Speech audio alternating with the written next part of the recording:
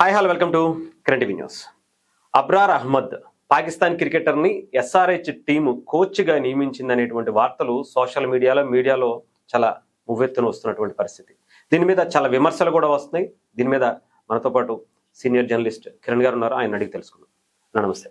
Hi Harish. Abrar Ahmed Pakistan cricketer అతను. పాకిస్తాన్కి మనకే ఉండేటువంటి ఆ రైవల్రీ గురించి మనం ప్రత్యేకించి చెప్పాల్సిన అవసరం. బట్ ఇప్పుడు ఎస్ఆర్హెచ్ టీం తీసుకుంటుంది అతన్ని అనేటువంటి కోచ్ గా. అవును అసలు ఎందుకు ఆ నిర్ణయం తీసుకుంది? దాని మీద ఇప్పటికే చాలా విమర్శలు వస్తున్నటువంటి పరిస్థితి. అంటే అబ్రార్ విషయంలో ఎందుకు వస్తుంది విమర్శలు అంటే, అబ్రార్ కూడా కొంత అగ్రెసివ్ క్రికెటర్ పాకిస్తాన్ లో.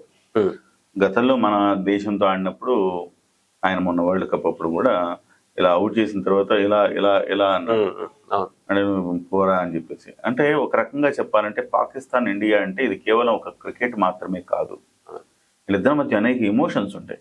ఎందుకు భారతదేశం ద్వైపాక్షిక సిరీస్లు ఎందుకు ఆడట్లేదంటే, పాకిస్తాన్ వాళ్ళు ఒక పోకిరి వెధవలు. వాళ్ళు మన మీద ఎగదోసి ఉగ్రవాదుల్ని వాళ్ళు ఆనందించే ఒక జాతి వాళ్ళు. సో అలాంటి వాళ్ళకి ఎన్ని చేసినా వాళ్ళకి బుద్ధి రాదు. ఇండియాతో క్రికెట్ ఆడటం అంటే అది వాళ్ళ దేశానికి చాలా గొప్పగా డబ్బులు వస్తాయి. ఇవాళ కూడా భారతదేశం మా దేశానికి రండి అంటారు. ఎందుకంటే ఇండియాతో క్రికెట్ ఆడడం అంటే ఏ జట్టుకైనా కాసుల పంటే, డబ్బులు ఎక్కువ వస్తాయి. ఎందుకంటే వ్యూవర్షిప్ ఎక్కువ ఉంటుంది, ఎక్కువ పే చేస్తారు, అడ్వర్టైజర్స్ ఎక్కువ పే చేస్తారు. అంతే కదా, యూట్యూబ్ లో 5 లక్షల వ్యూస్ పోతాయి ప్రతి వీడియో అంటే అడ్వర్టైజ్మెంట్ వాళ్ళు ఎక్కువ ఇస్తారు కదా. అట్లా ప్రతి భారతదేశం ఏ కంట్రీతో ఆడినా కానీ ఆ కంట్రీకి కాసుల పంట అని చెప్పాలి. అందుకే భారతదేశం ఏం చేసింది, కేవలం మీతో ద్వైపాక్షిక సిరీస్లు మాత్రం ఆడమని చెప్పింది. తద్వారా వాళ్ళని ఆర్థికంగా వాళ్ళకి ప్రయోజనం చేకూర్చే ఒక నిర్ణయం తీసుకోమని చెప్పింది అనమాట. సో ఆ రకంగా భారతదేశం చాలా కాలం నుంచి ఆడట్లేదు.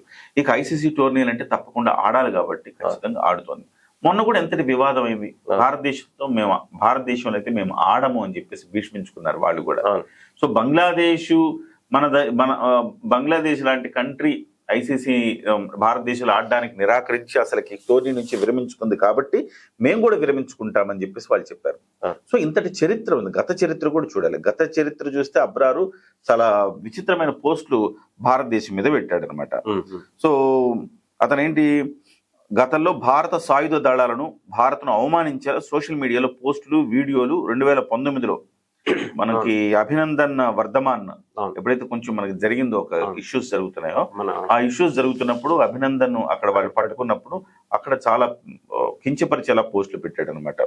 సో అప్పటి నుంచి కూడా అలాంటి వ్యక్తిని మన సన్ రైజర్స్ తీసుకోవడం పట్ల చాలా మంది అభ్యంతరం వ్యక్తం చేస్తున్నారు. అయితే బీసీసీఐ ఏమంటుంది, ఇది మాకు సంబంధించిన అంశం కాదు, ఇది ఐపీఎల్ వరకు మాత్రమే అంటుంది. ఏంటి ఇంతకీ ఎక్కడ చూస్తున్నారంటే 100 లీగ్ అని చెప్పేసి ఒకటి నడుస్తోంది. ఆ 100 లీగ్ ఈ ఎస్ఆర్హెచ్, బెంగళూరు కావచ్చు, ఇంకొకరు కావచ్చు, వీళ్ళు ఫ్రాంచైజెస్ తీసుకున్న వాళ్ళందరూ కూడా దాదాపు ఒక 20-25 మంది క్రికెటర్లు తీసుకుంటారు. 25 మందిని ఐపీఎల్ ఆడించారు కదా, 11 మందిని ఆడిస్తారు. కానీ బయట మళ్ళీ ఇలాంటి లీగ్స్ జరుగుతూ ఉంటాయి. ఆ లీగ్స్ ని మనం ఎక్కడ ప్రసారం చేయం కానీ, మన ఎక్కడ ప్రసారం చేయరు కానీ ఈ లీగ్స్ బయట జరుగుతుంటాయి, అమెరికాలో ఇతరత్ర చోట్ల జరుగుతున్నప్పుడు మళ్ళీ ఈ జట్లు వెళ్ళి పోటీ పడుతుంటాయి అక్కడ. ఎందుకంటే వీళ్ళు చాలా డబ్బులు పెట్టి తగ్గించుకుంటారు కదా, చాలా డబ్బులు పెట్టి కొనుక్కొని ఉంటారు వాళ్ళు. సో అలా కొనుక్కున్నప్పుడు ఇదే పేరుతో వెళ్ళి అక్కడ వాడతాయి, కొంచెం చిన్న పేరు చేంజ్ చేసుకుంటారు. ఇక్కడేమో ఎస్ఆర్హెచ్ అంటే ఎస్ఆర్హెచ్ ఉంటుంది, అక్కడికి వెళ్ళిన తర్వాత చిన్న పేరు కొంచెం చేంజ్ చేసుకుని ఎస్ఆర్హెచ్ ఉంటుంది అనమాట. అట్లా అన్ని జట్లు అక్కడ ఆడతాయి. అప్పుడు వాళ్ళు ఏం చేస్తారంటే, ద బెస్ట్ స్పిన్నర్లు ఎవరైనా ఉంటే లేదా బెస్ట్ ఆటగాళ్ళు ఎవరైనా ఉంటే వాళ్ళని తీసుకోవడానికి ప్రయత్నం చేస్తూ ఉంటాయి. ఇప్పుడు కూడా ఎస్ఆర్హెచ్ తీసుకుంది ఐపీఎల్ లో ఆడించడానికో లేదా ఇండియాలో ఆడించడానికి కాదు, బయట దేశాల్లో జరిగే లీగ్స్ లో ఆడించడానికి ఈ అబ్రార్ని దాదాపు 2.3 కోట్లు పెట్టి ఆ సన్ రైజర్స్ తీసుకోవడం జరిగింది, కావ్యమారన్. అయితే దీని మీద ఇదే కాకుండా మరొక 1-2 జట్లు కూడా పాకిస్తాన్ క్రికెటర్ని తీసుకోవడానికి మొగ్గు చూపినాయి. సో దీని మీద నెటిజన్లు ఫైర్ అవుతున్నారు. అయితే ఇది మంచిగా కాదా, టెక్నికల్ గా చూస్తే తప్పేం లేదు, టెక్నికల్ గా ఎస్ఆర్హెచ్ చేసిన తప్పేం లేదు. కానీ ఒక ఎమోషన్, క్రికెట్ అంటే ఎమోషన్. సో పాకిస్తాన్ అంటే ఒక ఎనిమి లాగా చూస్తాం. అలాంటప్పుడు మన దేశ ఫ్రాంచైజీ వాడిని ఎందుకు తీసుకోవాలి, ఎస్ఆర్హెచ్ పాకిస్తాన్ ఎందుకు తీసుకోవాలి, వాడికి 2.3 కోట్ల రూపాయలు లబ్ధి చేకూర్చే కార్యక్రమం ఎందుకు చేయాలి, అదేదో ఇతర దేశాల వాళ్ళని తీసుకోవచ్చు కదా అనేది. ఎస్, ఇది దేశంలో కూడా చాలా మంది, ఇది టెక్నికల్ గా తప్పు కాకపోవచ్చు కానీ మోరల్లీ ఇది కొంచెం అలా చేయకుండా ఉండాల్సింది. ఉమ్. ఈవెన్ సో ఐపీఎల్ లో మనం బ్యాన్ పాకిస్తాన్ క్రికెటర్ ఐపీఎల్ లో మొదటి నుంచి ఎప్పుడు లేరు. ఫస్ట్ సీజన్ ఏమో రెండు సీజన్లు ఉన్నట్టున్నారు, తర్వాత బ్యాన్ చేశారు. ఎందుకు బ్యాన్ చేశారు? బీసీసీ లాంటి జట్లు యాజమాన్యాలు ఎందుకు ఆ నిర్ణయం తీసుకుందో ఆలోచించాలి. ఈ ఫ్రాంచైజీలు కూడా డబ్బే పరమావధి కాదు. ఇప్పటికీ వాళ్ళు డబ్బులు బాగానే సంపాదించారు. వాళ్ళు SRH కావచ్చు, బెంగళూరు కావచ్చు. బెంగళూరు ఇప్పటి వరకు ఒక్క మ్యాచ్ కూడా, ఒక్క కప్పు కూడా మొన్నటి వరకు కొట్టలేదు. మొన్ననే లాస్ట్ టైం కప్పు కొట్టింది.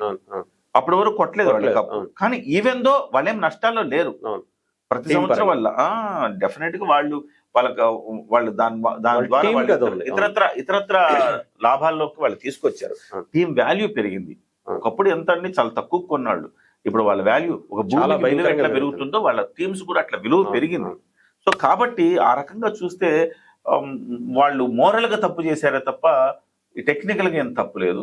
బట్ ఆలోచించాల్సిన అవసరం ఉంది యాజమాన్యాలు కూడా. ఈ రకమైన చర్యలు తీసుకోవటం వల్ల మన మీద ఒక నెగిటివిటీ వస్తుంది. పాకిస్తాన్ అంటేనే ఒక టచ్ చేయకూడని ఒక అంటరాని పదార్థం. అలాంటి పదార్థం నుంచి నువ్వు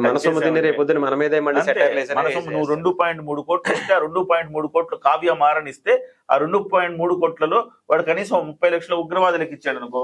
అంటే ఏంటి, నీ డబ్బులు ఇచ్చి నువ్వు నీ కన్ను పొడిపించుకుంటున్నావా? అలాగే ఉంటుంది. ఎందుకు చేయాలి అట్లా? కాబట్టి అభిమానులు ఆందోళనలో అర్థం ఉంది.